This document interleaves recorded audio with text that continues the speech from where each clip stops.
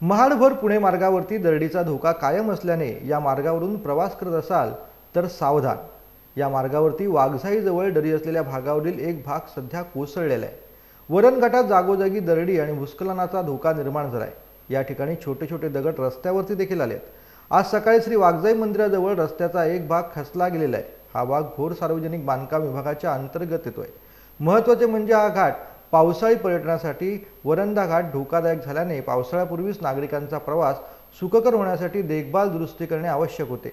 मात्र कंपनीने याकडे दुर्लक्ष केलेले आहे। यामुळे वरण घाटात प्रवास करणे आता धोकादायक आहे। वरण घाटात पावसाळी पर्यटन सध्या वाढलेले आहे।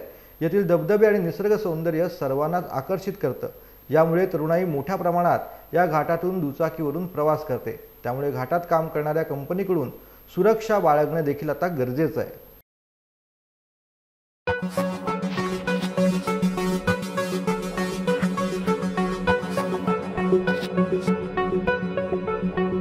Thank you.